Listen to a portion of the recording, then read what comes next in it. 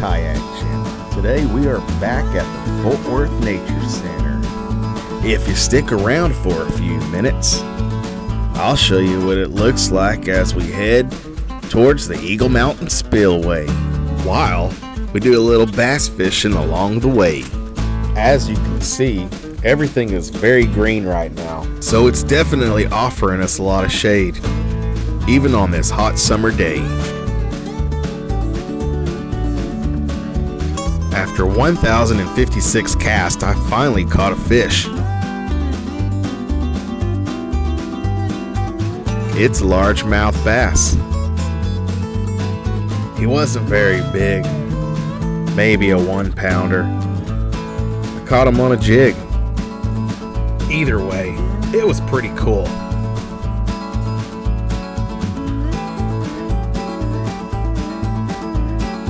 After catching this fish, we decided it was time to turn back around. Unfortunately, the Nature Center closes at 5 p.m. every day, so it's best to start early, and you just can't stay out here forever. On the way back, we saw a little wildlife, and I believe that there is a green heron.